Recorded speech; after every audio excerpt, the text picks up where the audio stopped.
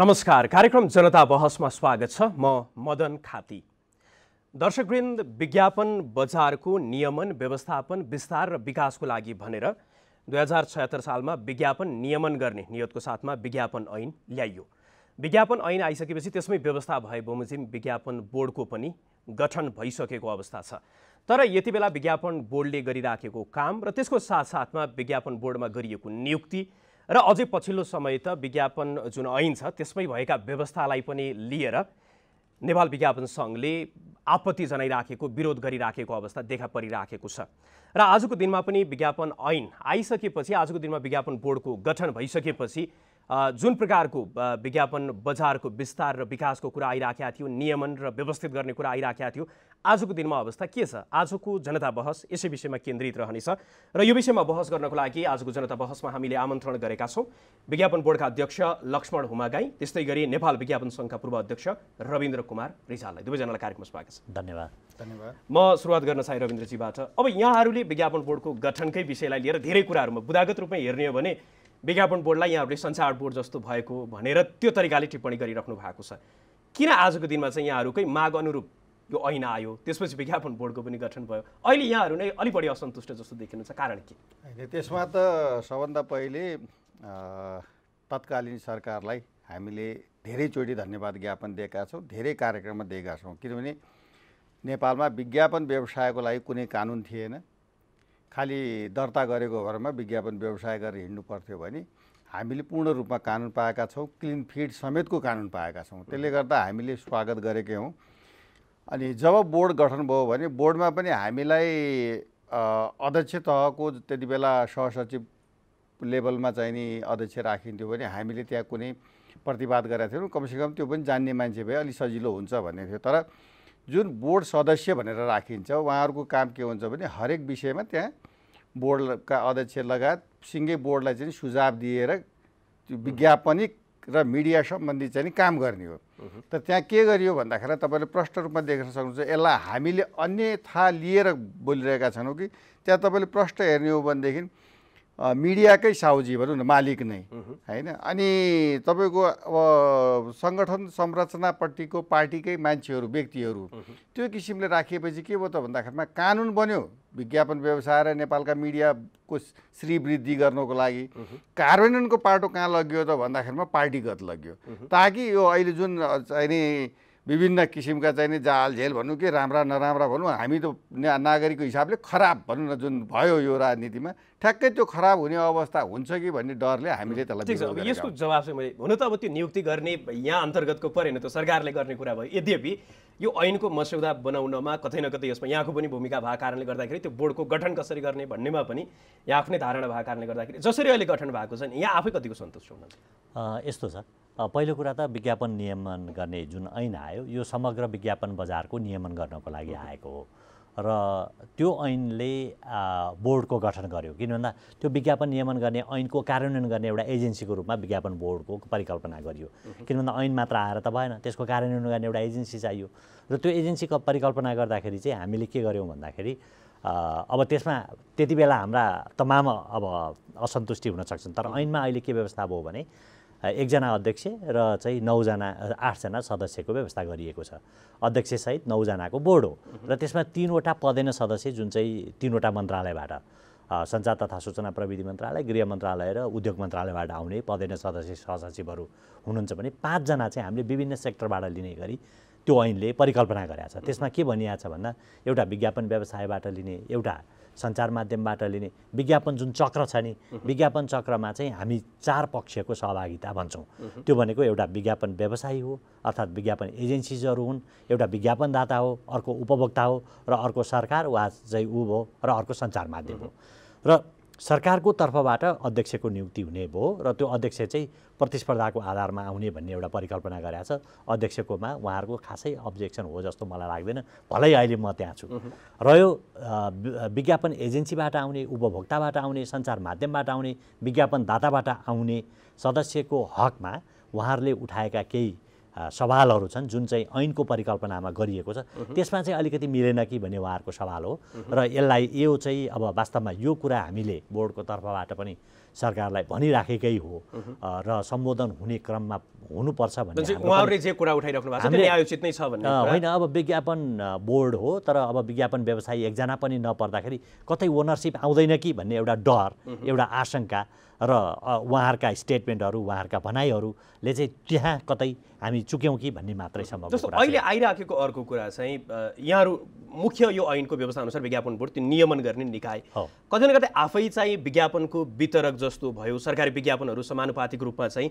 वितरण गर्ने र त्यसमा चाहिँ विज्ञापन बोर्डको भूमिकाको विषयलाई लिएर पनि अहिले जुन कुराहरू उठिराखेका छ नि ऐनकै व्यवस्था दफा सम्भवतः 32 मा छ के हो कुरा यसमा? होइन, दफा 32 ले स्पष्ट रूपमा दुईटा कुराको व्यवस्था गरेको छ। एउटा सरकारी विज्ञापन बोर्ड मार्फत गरिनेछ र त्यसको भुक्तानी पनि विज्ञापन बोर्डबाटै हुनेछ। ऐनको यो स्पष्ट प्रावधान हो।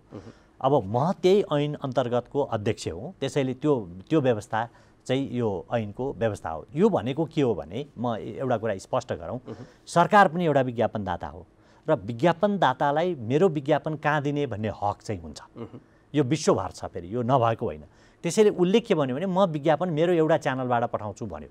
तर यसको मतलब यो होइन कि सरकारले त अहिले पनि त विभिन्न च्यानलबाट त विज्ञापन पठाइ नै राखेको छ भने म चाहिँ एउटा ठाउँबाट पठाउँछु र त्यहाँबाट म समानुपातिक वितरण गर्छु भनेको।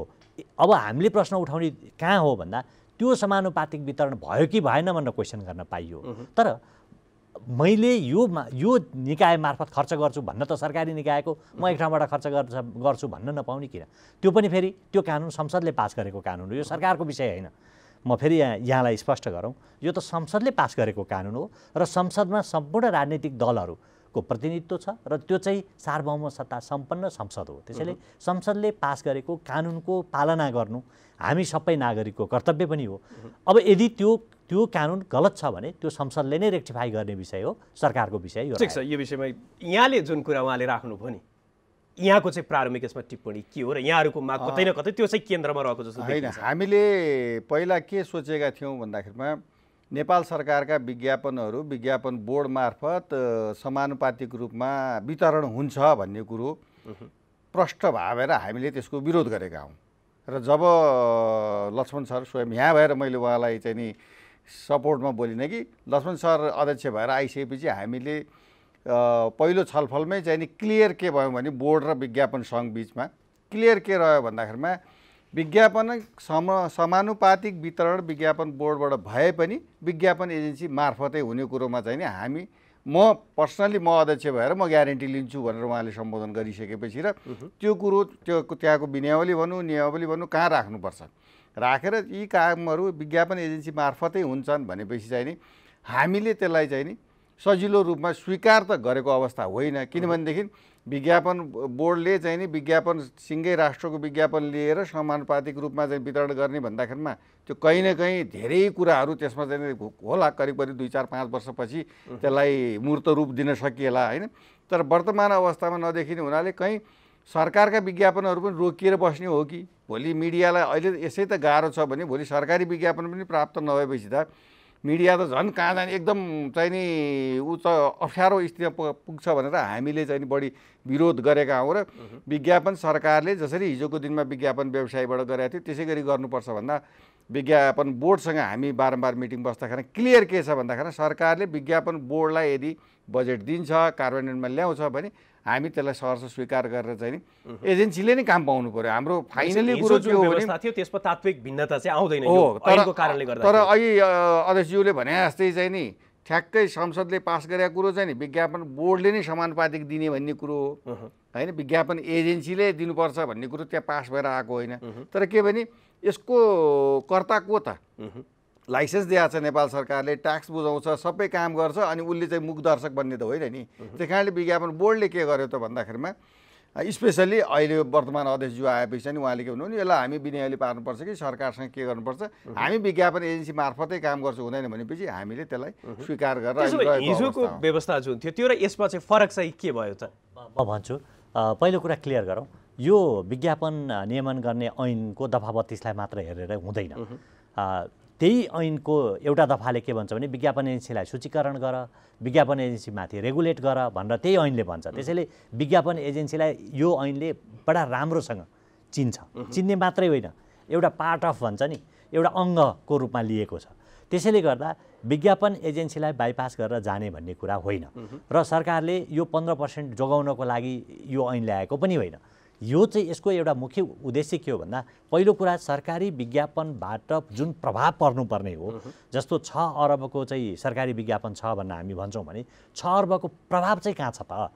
न मिडिया हाउस सन्तुष्ट छ, न विज्ञापन एजेन्सी सन्तुष्ट छ, न सरकार सन्तुष्ट छ विज्ञापनदाता। भनेपछि त्यसको चाहिँ प्रपर युटिलाइजेसन भएन भन्ने सरकारको एउटा रियलाइजेसन हो। त्यो सरकारको मात्र होइन, त्यो संसदको पनि रियलाइजेसन हो।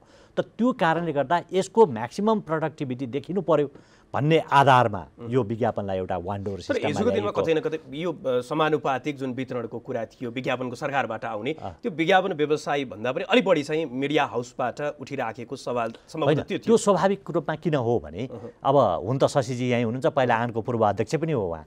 हामीले के देख्यौँ भन्दाखेरि विज्ञापन व्यवसायको नियमन नहुँदाखेरि सञ्चार माध्यमले पनि जथाभावी रूपमा डिस्काउन्ट दिने, विज्ञापन एजेन्सीले पनि जथाभावी रूपमा डिस्काउन्ट माग्ने र विज्ञापनदाताले पनि सञ्चार माध्यम एजेन्सीहरूसँगबाट चाहिने भन्दा बढी डिस्काउन्ट माग्ने खालका एउटा गतिविधिहरू भए र त्यहाँ अब हामी सबैले देख्यौँ कि त्यहाँ विभिन्न खालका चाहिँ एउटा विकृतिहरू देखा परे।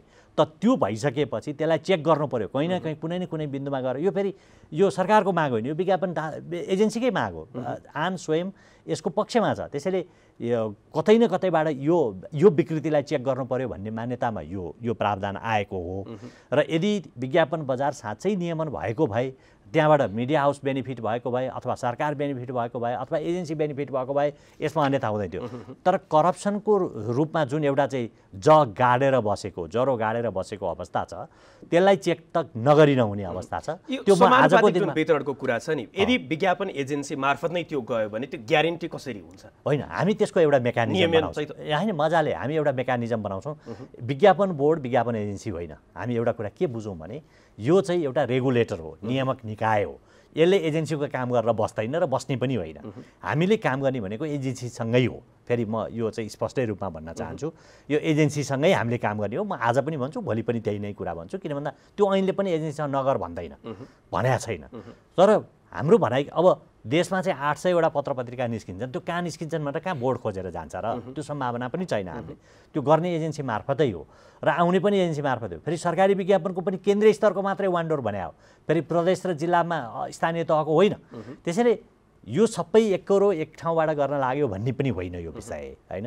तर के भने एउटा म्याक्सिमम प्रोडक्टिभिटी निकालौँ र विज्ञापनको एउटा गुणस्तरमा पनि बढाउँ र भएको करप्सनलाई पनि रोकौँ भन्ने चाहिँ उद्देश्यले यो आएको हो। यो विज्ञापन बोर्ड मार्फतबाट आए पनि नआए पनि मैले अहिले तपाईँलाई फेरि रिपिट गरेँ, विज्ञापन बोर्ड मार्फत सरकारी विज्ञापन भए पनि नभए पनि करप्सन चाहिँ रोकिन्छ। यदि चाहिँ ढुकाउनुहोस्। ठिक छ। अब कतै न कतै विज्ञापन त्यो समानुपातिक यहाँहरू मार्फत गर्ने भनिसकेपछि यहाँहरूको पनि केही जिम्मेवारी। अहिले पनि हेर्दाखेरि झन्डै हजारको सङ्ख्यामा चाहिँ पत्र पत्रिका, हजारकै सङ्ख्यामा रेडियो, झन्डै 200को सङ्ख्यामा चाहिँ टेलिभिजन भए पनि 70देखि 80सम्म चाहिँ लगातार सञ्चालनमै रहेको यो अवस्थामा चाहिँ यहाँहरूले पनि मापदण्ड बनाउँदै गर्दाखेरि समानुपातिक रूपमा त्यसको वितरण गर्दै गर्दाखेरि आधार चाहिँ के मान्ने आजको दिनमा हो?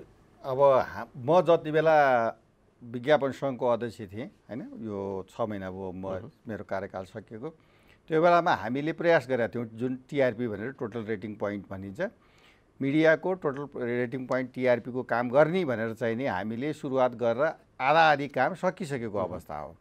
तर अब बिचमा के भयो, यो कोरोनाले गर्दाखेरि धेरै मुभमेन्ट हुन सकेन र त्यो अहिलेसम्म थाँती छ। अब संजोगवश के भयो भने विज्ञापन बोर्ड गठन भएर अब लक्ष्मण सर नै अध्यक्षको रूपमा आइसकेपछि हामीले छलफलको क्रममा चाहिँ नि विज्ञापन बोर्डले त्यो जिम्मेवारी लिदियो भनेदेखि त, किनभने हामीले विज्ञापन सङ्घले त्यो काम गर्दाखेरिमा कुनै मिडियासँग नजिक भएर गऱ्यो कि भन्ने हुन्छ भने विज्ञापन बोर्ड भने नेपाल सरकारको हो, उसले फ्रिलान्सर लिएर एउटा चाहिँ नि तपाईँको रिसर्च गर्ने इन्स्टिट्युसनसँग मिलेर काम गर्न सक्छ र अब त्यसलाई 90% 99% भनौँ न, 0.1% भने जहिले पनि कहीँ न कहीँ विवाद भइहाल्छ। त्यसलाई विवादको रूपमा नलिउँ, 99% नै चाहिँ सही हुन्छ भनेर एउटा बाटो हामीले कोरिसकेका छौँ, जुन निकट भविष्यमै विज्ञापन बोर्डले सुरु गर्दैछ। होइन। त्यो भइसकेपछि के हुन्छ भन्दाखेरि कुन टेलिभिजनको रेटिङ के हो, कुन मिडिया एफएमको, रेडियोको, अनलाइनको जो हामीसँग दर्ता भएर हामी नेपाल सरकारलाई कर तिर्नेहरू होइन, जुन विगतमा पनि यहाँले हेर्नुभयो भने अनलाइनहरूको धेरै भिड बढ्यो। यसलाई कसरी कन्ट्रोल गर्ने भन्दा सरकारले के गर्यो, नवीकरण गर्ने, यतिजना कर्मचारी हुनुपर्ने, यसरी चाहिँ ट्याक्स तिरेको हुनुपर्ने, ब्याङ्क मार्फत भुक्तानी हुनुपर्ने, यी सबै नियम बनायो नि त। त्यसले के गर्ने हो, नियमनको काम गर्यो। त्यसै गरी विज्ञापन बोर्ड आएपछि के भयो भन्दाखेरिमा अब विज्ञापन व्यवसायलाई पनि उहाँहरूले नियमनमा ल्याउनुहुन्छ। कति वर्षदेखिको एजेन्सी हो, कतिको कारोबार गर्छ, देशलाई कति कर तिर्छ, उसको इन्फ्रास्ट्रक्चर के छ, त्यो सबैको आधारमा एउटा मापदण्ड बनाएर उहाँहरूले एजेन्सीलाई पनि गर्नुहुन्छ। अनि बल्ल उहाँहरूको चाहिँ नि एजेन्सी मार्फत कारोबार सुरु हुन्छ। त्यो क्याटेगोरी गरेर एबिसिडी होला, क ख ग घ होला होइन। क्याटेगोरीबाट सुरु भइसकेपछि के हुन्छ त भन्दाखेरिमा तपाईँको टिआरपीको आधारमा मिडियाहरूले बिजनेस पायो होइन। त्यसको जस्तो भनौँ न, अब त जस्तो तपाईँको जनता टेलिभिजन छ भने तपाईँको टिआरपी ऱ्याङ्किङ गर्दा चौथो नम्बर या दोस्रो नम्बरमा पर्नुभयो या पहिलो नम्बरमा पर्नुभयो भने हो कि होइन भनेर छड्के लिने काम बोर्डले नै गर्छ, विज्ञापन बोर्डले नै गर्छ, किनभने उहाँ अथोरिटी हो। र त्यसमा सहयोगीको रूपमा हामीले भूमिका खेल्ने, टिममा बसेर काममा सहयोग गर्ने भन्ने कुरो नेपाल विज्ञापन सङ्घको पनि अथवा यसमा कुनै विज्ञको भूमिका जहिले पनि रहन्छ होइन। त्यो मिडियाको पनि हुनसक्छ, एजेन्सीको नि हुनसक्छ। यसले के गर्छ भने बिस्तारै पारदर्शिताको कुरोहरू ल्याउँछ। जसरी अहिले भन्नुहुन्छ तपाईँको ब्याङ्कहरूको सिस्टम, जसरी राष्ट्र ब्याङ्कले चाहिँ नि कन्ट्रोल गर्ने, मोबिलाइज गर्ने काम गरिरहेछ भने अब विज्ञापनी कुरोहरूको कन्ट्रोल गर्ने र मोबिलाइजेसन गर्ने काम चाहिँ विज्ञापन बोर्डले गर्छ। यो होइन कि विज्ञापन रोक्ने, आफूलाई मन परे एजेन्सीलाई काम दिने, नदिने भन्ने कुरो अब सोच्नु पर्दैन, किन अब हरेक चिज डिजिटलाइजेसन भइसकेको छ। सबै चिज ग्राफमा हुन्छ र तपाईँ हामीले आफ्नो घरमा बसेर पनि विज्ञापन बोर्डले के गर्यो भनेर हेर्न सकिन्छ होइन। त्यसले गर्दाखेरि शङ्का उपशङ्का भन्दा पनि अब नेपाल सरकारले यति राम्रो कानुन नियम बनाएर दिएको छ मिडिया र विज्ञापन व्यवसायको लागि भने यसलाई सहर्ष स्वीकार गरेर विज्ञापन बोर्ड मार्फत कमसेकम राज्यका सूचनाहरू पनि 4 अरब 6 अरब 10 अरब जति पुग्ला होइन। क्याम्पेन हिजोको दिनमा यहाँले पनि देख्न सक्नुभयो होला, सामाजिक सुरक्षाका क्याम्पेन भए, ब्याङ्कमा खाता खोल्नु भन्ने क्याम्पेन भए, तत्कालीन प्रधानमन्त्री केपी शर्मा ओलीज्यू आफै मोडल भएर पनि क्याम्पेन गरेकै हो भन्दा यस्ता क्याम्पेनहरू विज्ञापन बोर्ड मार्फत भविष्यमा हुन्छ र यही हामी मध्येकै विज्ञापन एजेन्सीले चाहिँ आफ्नो ठिक छ, अब रोल क्रम अनुसार र क्याटेगोरी अनुसार काम गर्न सक्छन्। एउटा कुरा त विज्ञापन एजेन्सीकै रेटिङको कुरा, अर्को टिआरपी टेलिभिजनको, पत्रपत्रिकादेखि रेडियोहरूको, यो चाहिँ कहिलेसम्म होला? किनकि यो निकै लामो समयदेखि नेपालमा लगातार त्यो बहसमा भइराखेको र अब विज्ञापन बोर्डले गर्छ छिट्टै भन्ने कुरा आइराखेको छ। विज्ञापन एजेन्सीको वर्गीकरण गर्ने मापदण्ड हामीले पास गरिसक्यौँ र विज्ञापन एजेन्सीहरूको सूचीकरणको काम पनि एक चरणको हामीले सकिसक्यौँ। र अहिले अस्ति चाहिँ हामीसँग अब एकदमै बोर्ड नयाँ, यो अब मै गएको त 3 महिना पनि भएको छैन, बोर्ड गठन भएको पनि 6-7 महिना पनि भएको छैन र अध्यक्ष नै नहुँदाखेरि, स्वभावतः लिडरसिप नहुँदाखेरि बोर्डमा त्यति धेरै काम हुन सकेनन्। अहिले हामीले हाम्रो वेबसाइट मार्फत विज्ञापन एजेन्सीको अनलाइन सूचीकरणको काम अब हामी सुरु गर्छौँ र फिजिकल सूचीकरणको काम भइसकेको छ र मलाई लाग्छ हामी 1-2 महिनाभित्रमा एजेन्सीहरूको वर्गीकरणको काम सिद्ध्याउँछौँ। त्यसपछि रह्यो अब मिडियाको वर्गीकरण। अब मिडियाको टिआरपीले मात्र पुग्दैन, टिआरपी त टेलिभिजनमा मात्र हेर्ने भयो, तर हामीले हेर्दाखेरि त पत्रपत्रिकाको ABC, audit bureau of circulation, त्यसको कति छ त्यो पनि हामीलाई हेर्नु छ। त्यो सर्कुलेसनले मात्र पुग्दैन, त्यो मिडियामा कति लगानी छ, कति रोजगारी सिर्जना गरेछ, राज्यलाई कति ट्याक्स तिरेको छ, लगायतका हामी धेरै इन्डिकेटरहरू छन्। जसरी हामीले एजेन्सीको वर्गीकरणको इन्डिकेटर बनाएको छौँ, 5वटा इन्डिकेटरमा हामीले एजेन्सीको वर्गीकरण गऱ्यौँ, आनसँगै हामी बसेर छलफल गऱ्यौँ, उहाँहरूले सहर्ष हाम्रो इन्डिकेटरलाई स्वीकार दिनुभएको छ। त्यसले गर्दाखेरि हामी एजेन्सीको वर्गीकरण गर्ने पोजिसनमा पुगिसक्यौँ। त्यो हाम्रो मापदण्ड पास पनि भइसक्यो, एजेन्सीको सूचीकरणको काम सुरु पनि भइसक्यो। मलाई लाग्छ हामी एजेन्सी वर्गीकरण गरेर जान सक्छौँ। अब दोस्रो चरणमा हामीले गर्ने भनेको मिडिया हाउसको वर्गीकरण हो। मिडिया हाउसको वर्गीकरण चाहिँ जस्तो सूचना दिनको लागि अब अहिले हामी जनता टेलिभिजनमा कुरा गरिरहेछौँ भने यसको टिआरपी कति हो भन्ने कुराको त अथेन्टिक रेकर्ड चाहियो, त त्यो पनि विज्ञापन बोर्डले त्यो सिस्टम पनि ल्याउँछ। पत्रपत्रिकाहरूको अडिट ब्युरो अफ सर्कुलेसन, अब त्यो चाहिँ प्रेस काउन्सिलले गर्ने जिम्मेवारी छ, त्यो हामी एउटा रेकर्ड त्यहाँबाट लिन्छौँ, एउटा इन्डिकेटर हुन्छ त्यो, तर त्यो एउटा इन्डिकेटर हो। तर हाम्रो लागि त्यसको लगानी, त्यसले सिर्जना गरेको रोजगारी, त्यसले तिरेको कर, त्यसको चाहिँ इन्फ्रास्ट्रक्चर, त्यसका कति ठाउँबाट प्रिन्ट हुन्छ, कतिवटा सहरमा त्यो जान्छ, हामी त्यो पनि हेर्छौँ र त्यो इन्डिकेटरको आधारमा हामी प्रिन्टको वर्गीकरण गर्छौँ र ठिक त्यसै गरी अनलाइन सञ्चार माध्यमहरूको पनि हामी विभिन्न इन्डिकेटरहरू बनाएर हामी तिनको पनि क्याटेगोराइजेसन गर्छौँ र अनि त्यसरी चाहिँ हामी विज्ञापन पठाउन थाल्छौँ। त्यसैले अब रेडियोको हकमा पनि तपाईँ भन्नुहुन्छ भने त्यसमा चाहिँ अब कति वाटको रेडियो हो, अब कुन ठाउँमा छ, कुन नेचरको रेडियो हो र कस्तो कम्युनिटीलाई त्यसले सर्भ गरिरहेको छ। अब रेडियोमा चाहिँ तपाईँलाई एउटा कुरा क्लियर गरौँ, हामीले उसले सर्भ गर्ने कम्युनिटीलाई हेर्छौँ। जस्तो अर्बन एरियालाई मात्र टार्गेट गरेको छ कि एउटा साँच्चै पिछडिएको आदिवासी क्षेत्रमा गएर त्यो गरेको छ, महिलालाई टार्गेट गरेको छ कि ती चिजहरूलाई पनि हामीले हेरेर एक किसिमको वर्गीकरण गरेर टिआरपीकै कुराकानी गर्दाखेरि पछिल्लो समय भारतमा देखा परिराखेको पनि टिआरपीको कारणले गर्दाखेरि जुन कन्टेन्टको कुरा हुन्छ, न्युजकै गुणस्तर खस्किराखेको कुरादेखि लिएर जुन कुराहरू आइराखेका छन् पछिल्लो समय त उक्त कुरा धेरै विवादित भइसकेपछि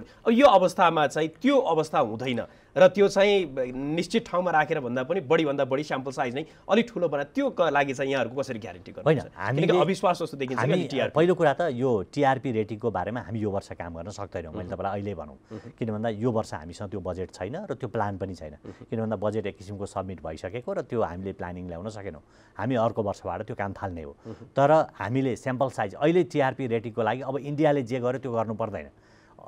हाम्रो अब यसलाई अलि डिटेल गइदिउँ। यसमा के छ भने हाम्रो टेलिभिजनको ट्रान्समिसन चाहिँ अहिलेसम्म चाहिँ हाम्रो लिनियर ट्रान्समिसन हो हैन, तर नन लिनियर ट्रान्समिसन भएपछि मात्रै टिआरपीको रेटिङको स्याम्पल साइज हामी बढाउन सक्छौँ। र अहिले केही आइपी बेस्ड यो केबल अपरेटरहरूले अहिले चाहिँ नन लिनियर ट्रान्समिसन सुरु गरेका छन् र हामी त्यहाँबाट स्याम्पल साइजलाई बढाउन सक्छौँ, जुन कुरो अब इन्डियामा पनि सम्भावना भएर गइसकेको छ।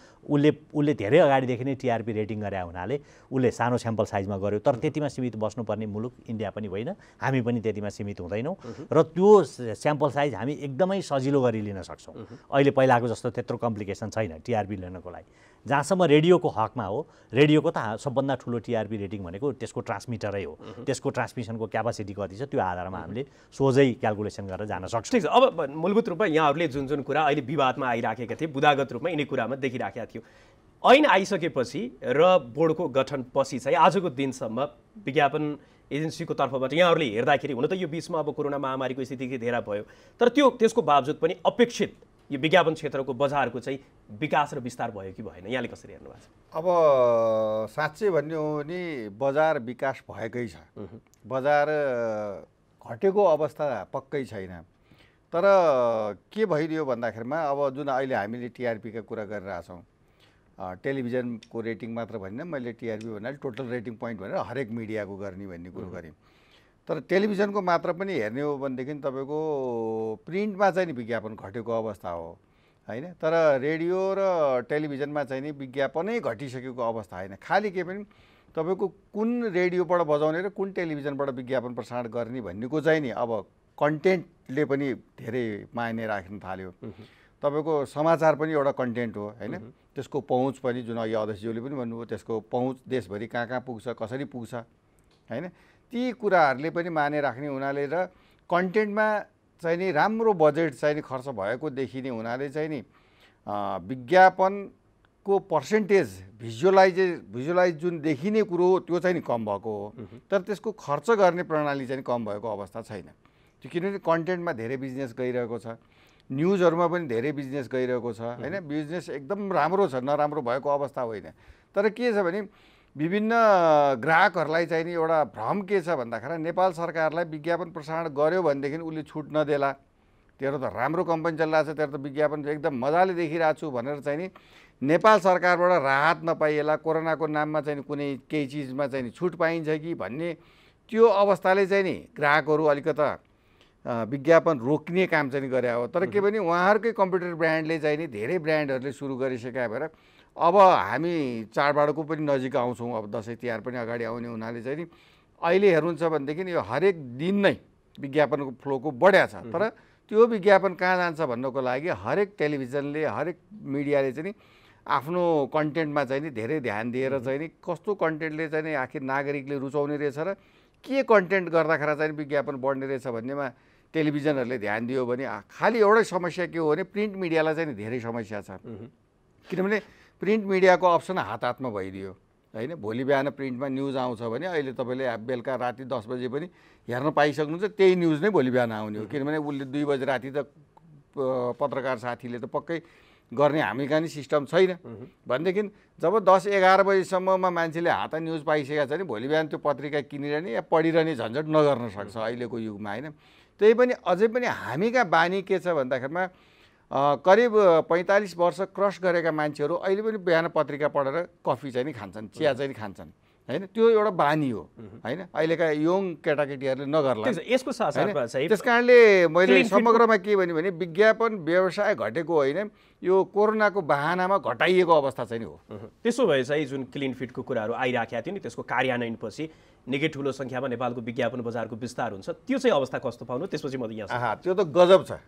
तपाईँको अहिले हेर्नुहोस् मल्टिनेसनल ब्रान्डहरू लगभग जति पनि मेजर ब्रान्ड हो सबैले, कोकाकोला हेर्नुहोस्, पेप्सी हेर्नुहोस्, डाबर हेर्नुहोस्, लिभर हेर्नुहोस्, हामीले प्रष्ट रूपमा हेर्ने हो। केही क्रिमहरू थोरै बहुत सानातिना ब्रान्ड भन्ने जसले वर्षको चाहिँ नि विज्ञापनिक खर्च 1 करोड पनि गर्दैन होइन, ती ब्रान्डहरूले चाहिँ नि जानिकन त्यो हेपा प्रवृत्ति मिचा प्रवृत्तिले गर्दाखेरि डब एडहरू बजिरहेको अवस्था हो अहिले होइन। सरकारले केही पनि नगर्ने होइन, ढिलासुस्ती। अब हाम्रो सरकार त यही अब ठुल्ठुलो कामतिर बढी ध्यान होला, यो सानो काम जस्तो लाग्छ, तर यो राष्ट्रियताको काम हो। त्यसले गर्दा सरकारलाई यहाँको च्यानल मार्फत फेरि पनि अनुरोध गर्छु कि यो राष्ट्रियताको कुरो हो, यसमा विशेष ध्यान पुर्याउनु पर्छ। सरकारभन्दा पनि स्वयं उहाँ नै हुनुहुन्छ, उहाँकै जिम्मेवारी नै अब विज्ञापन बोर्डमा आछ भने पक्कै पनि उहाँहरूले कहीँ न कहीँ प्रोसेस सुरु गरिसक्नु होला।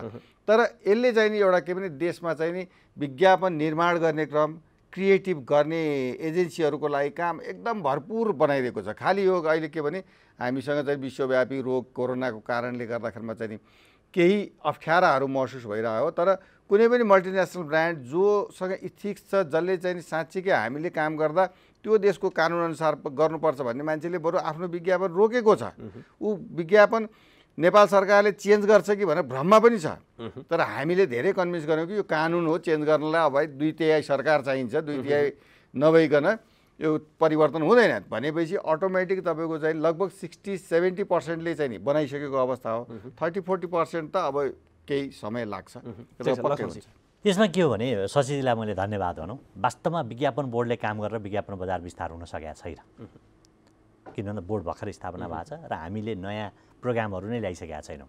यो किन घटेन भन्दा यो विज्ञापन बजार नघट्नुको पछाडिको कारण के भने राज्यले विज्ञापन व्यवसायलाई व्यवसायको रूपमा स्वीकार गर्यो, त्यसको नियमन गर्न नियमनकारी निकाय गठन गर्यो र विज्ञापन चाहिँ अब एउटा चाहिँ यस्तो वस्तु हो त्यसलाई चाहिँ गर्नुपर्दो रहेछ भन्ने कुराको एक्सेप्टेन्स, सोसियल एक्सेप्टेन्स छ नि। विज्ञापन व्यवसायले चाहिँ सामाजिक स्वीकार्यता प्राप्त गरे हुनाले विज्ञापन बजार यत्रो महामारी हुँदा पनि घटेन। जहाँसम्म विज्ञापन बोर्डले काम गरेर विज्ञापन बजार बढाउने कुरा छ नि त्यो बाँकी नै छ। अब हामी गर्छौँ नियमनको कुरादेखि धेरै कुराहरू उहाँले हो। अब हामी के गर्छौँ भन्दाखेरि हामीले विज्ञापनको राष्ट्रिय नीति ल्याउने हाम्रो दायित्व हो।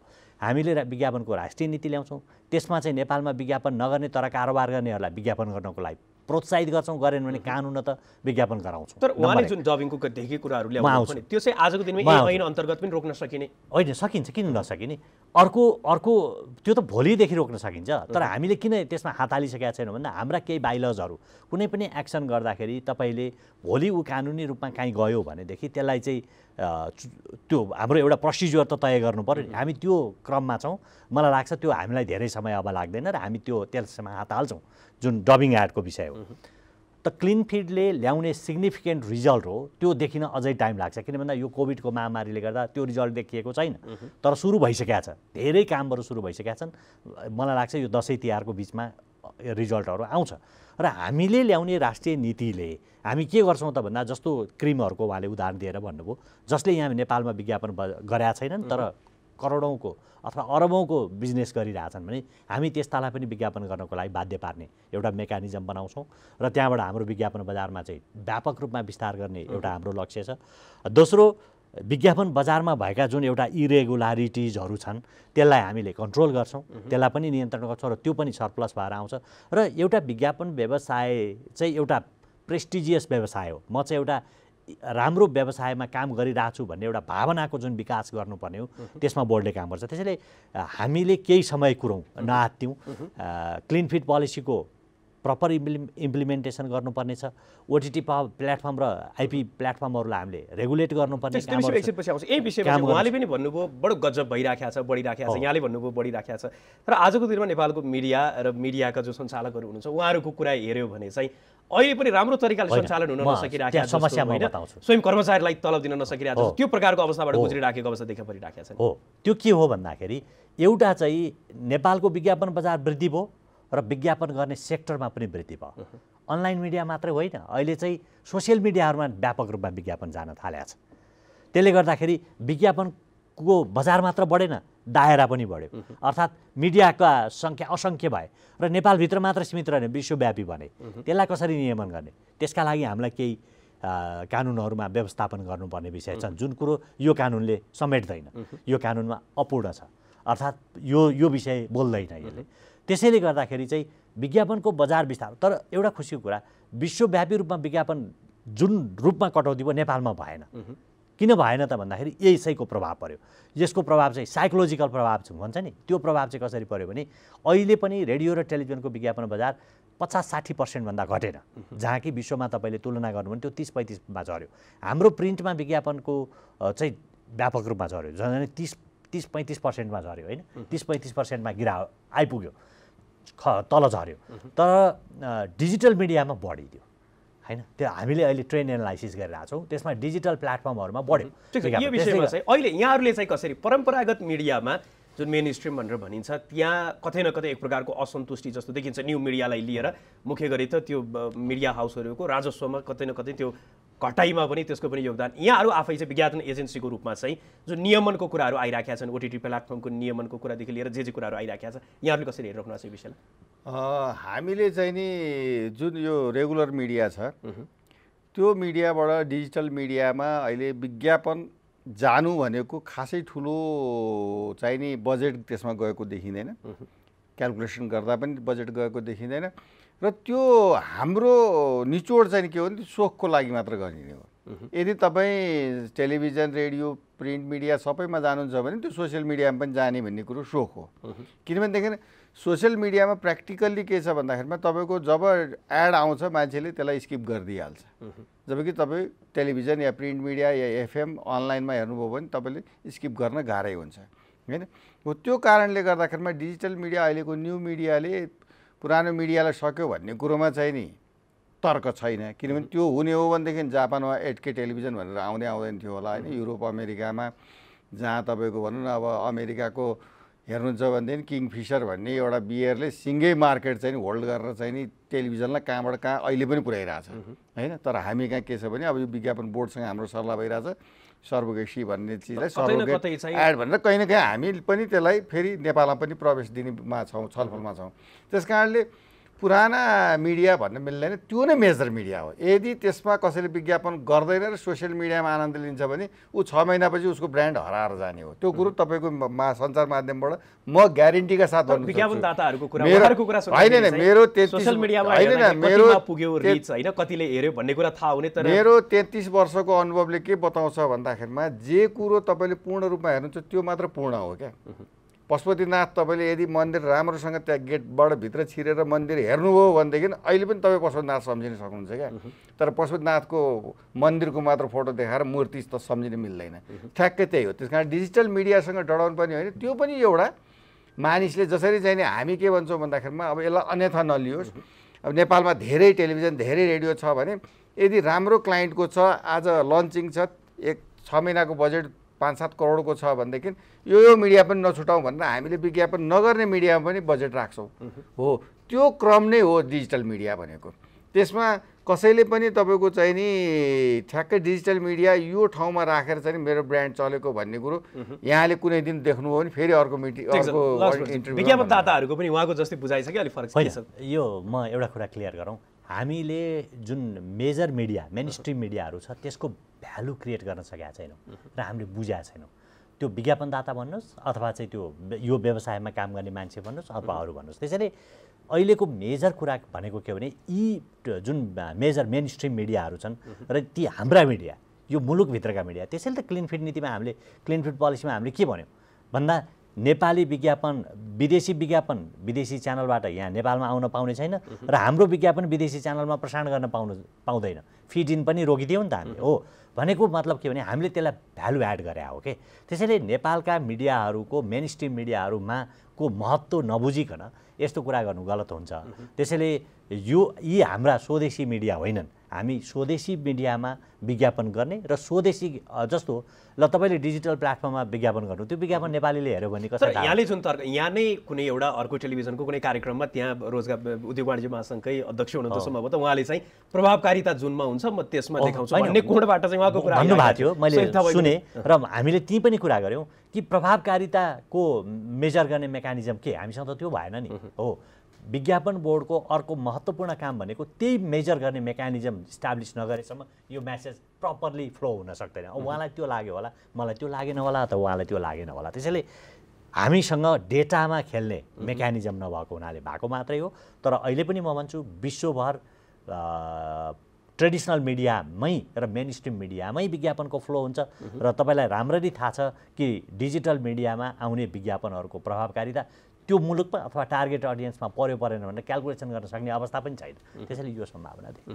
ठिक छ। अब अहिले अगाडि यहाँले केही रूपमा उल्लेख पनि गर्नुभएको थियो। म कार्यक्रमको लगभग अन्तिममा छु। अन्तिममा चाहिँ यो ओटिटी जुन प्लेटफर्म छ त्यसको नियमनको कुरादेखि लिएर न्यू मिडियामै आइराखेका विज्ञापन देशबाट गइराखेको पुँजी पलायन भयो बाहिर गयो भन्ने कुरा पनि लगातार आइराखेको छ। पछिल्लो समय त अब वाणिज्य बैङ्क र राष्ट्र बैङ्ककै उसमा चाहिँ उनीहरूले डलर कार्डसम्म आइसकेको कुरा पनि आइराखेको छ। यसलाई चाहिँ यहाँहरूले कसरी हेर्नु भएको छ? हामीले यो इस्यु आयो भनेर सञ्चार तथा सूचना प्रविधि मन्त्रालय, सूचना तथा प्रसारण विभाग र विज्ञापन बोर्ड सहित प्राइभेट सेक्टरका खास गरिकन केबल अपरेटरका 2वटा सङ्गठन, आनको अध्यक्ष र मिडिया ओनरहरूका 2टा सङ्घ संस्थाका अध्यक्षहरू बसेर एउटा कार्यदलै गठन गरेर हामी यसमा वर्कआउट गरिरहेछौँ।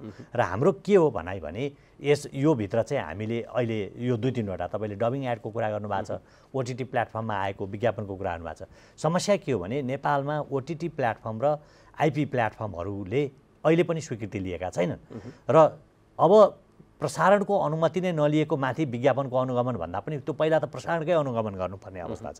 त्यसैले अहिले सञ्चार मन्त्रालय सिरियसली के काममा लागेको छ भन्दा म तपाईँलाई यो चाहिँ म सञ्चार मन्त्रालयको प्रवक्ता त होइन, यो सञ्चार मन्त्रालयसँग यहाँले बुझ्दा हुन्छ, तर पनि म मन्त्रालयको एउटा निकायको रूपमा रहेको हुनाले म एउटा जानकारी गराउँ कि यी प्लेटफर्महरूलाई नियमन गर्नको लागि मन्त्रालयले आफ्नो तयारी गरेको छ र जब ती लिगलाइज हुन्छन् त्यसपछि विज्ञापनको रेगुलेट चाहिँ हामी गर्छौँ। ठिक छ। अन्तिममा चाहिँ यहाँबाट मैले जान्न चाहेँ टेलिभिजनको सङ्ख्या वा सञ्चार माध्यमकै नेपाल जुन देश छ, हाम्रो जुन बजार छ, विज्ञापनको जुन आकार छ, त्यसको दाजुमा चाहिँ यो हाम्रो जुन सङ्ख्या छ नि सञ्चार माध्यमको, यसमा चाहिँ यहाँले कसरी हेरिराख्नु भएको छ? पुनर्विचार गर्नु। अब यसलाई करिब म विज्ञापन सङ्घको अध्यक्ष भइसकेपछि अलिकति सञ्चार मन्त्रालयसँग धेरै छलफल गर्न पाएँ विगत 3 वर्षदेखि भनौँ न। हाम्रो भनाइ के थियो भने जसरी चाहिँ नि तपाईँको निर्माण व्यवसायीहरूको धरोटी राखिन्छ, म्यान पावरहरूको धरोटी राखिन्छ होइन, तर के भने मिडिया खोल्नको लागि चाहिँ नि एक्सपर्टको पैसा कति धरोटी राख्ने केही पनि छैन। एउटा दर्ता गरेर ठ्याक्क टेलिभिजन, पत्रिका, एफएम, रेडियो भनेर खुइ खोल्ने चलन भयो। अनि यसको समस्या के भयो भन्दाखेरिमा अब कहीँ पनि धरोटी राख्नु नपर्ने, चलाए पनि हुने नचलाए पनि हुने होइन, बन्द गरेर बसे पनि हुन्छ, केही गर्नु पर्दैन होइन। यस्तो किसिमको छतविच्छेद अवस्थामा भएर चाहिँ नि यसको सङ्ख्या यसरी बढ्दै गयो कि यो सँगसँगै एलोजियम पनि बढ्यो है। यसलाई अन्यथा नलियोस्, जसले गर्नुभएको छ उहाँको लागि भनिएको कुरो हो। एलोजियम पनि सँगसँगै बढ्यो। कारण के भन्दाखेरि अघि यहाँले कतै कतै सानो भए पनि भन्नुभएको थियो कि टेलिभिजन अथवा कुनै मिडिया चलाउँदा पत्रकार या कर्मचारी साथीले स्यालेरी समेत नपाएको कुराहरू यी सबै हुनुको पछाडि कारणै यही हो। त्यो दर्ता जसलाई पनि गर्न दिएर भयो हो क्या। दर्ता गर्ने मान्छेको क्षमता छ कि छैन, उसको ब्याकअप के हो, उसले धरोटी कति राख्नुपर्ने हो। कमसेकम तपाईँलाई 2 वर्ष काम लागिसकेपछि जनता टेलिभिजनले स्यालेरी दिएन भने सरकारले त धरोटी लिएपछि त क्षतिपूर्ति दिन पायो नि त। कहीँ न कहीँ रेगुलेटर चाहिँ नि अलिक कडी कडाउ नभए हुनाले चाहिँ नि सजिलो के हो भन्दाखेरिमा यसलाई अन्यथा नलियोस्। यहीँबाट निस्केर जानुभएको पत्रकार साथीलाई पनि झोक चल्यो भने जा एउटा चाहिँ टिभी मै खोल्छु भन्ने बेर छैन क्या। त्यति इजीसँग हामी हिँड्यौँ होइन। त्यो हुनु हुँदैन भन्ने चाहिँ हाम्रोमा पहिलेदेखि नै छ। शशीजीले भनेको कुरालाई म एक सेन्टेन्समा, यो म विज्ञापन बोर्डको अध्यक्षको हिसाबले भनेको होइन, म यही आम सञ्चारकै अध्ययन गर्ने विद्यार्थी पनि, मिडिया अलायन्समै पहिला म थिएँ र म एउटा आम सञ्चारको विद्यार्थीको नाताले मैले भन्ने हो भने मिडियामा पोजिटिभ ब्यारियर ल्याउन ढिला भयो र त्यो पोजिटिभ ब्यारियर ल्याउनको लागि, स्थापनाका लागि पोजिटिभ ब्यारियर ल्याउनको लागि मिडियाको रेगुलेटर, जुन विज्ञापनको हामीले रेगुलेटर विज्ञापन बोर्ड बनायौँ, मिडियाको रेगुलेटर हामीले ल्याएनौँ भने यो मुलुकले ठुलो दुर्भाग्य, ठुलो डिजास्टर भएको छ। त्यसैले म त यो मेरो क्षेत्र हो, त्यसैले मैले यसलाई भन्न डराउनु हुँदैन, यो चाहिँ गर्नुपर्छ। यहाँहरू दुवैजनाले आफ्नो महत्त्वपूर्ण समय उपलब्ध गराइदिनु भयो। यहाँको महत्त्वपूर्ण समय र संवादको लागि दुवैजनालाई धेरै धेरै धन्यवाद। तपाईँलाई पनि धेरै धेरै धन्यवाद। आजको लागि जनता बहसलाई निर्धारित समय सकिएको छ। जनताद्वारा जनताका लागि प्रसारित जनता टेलिभिजन हेरिरहनुहोस्। नमस्कार।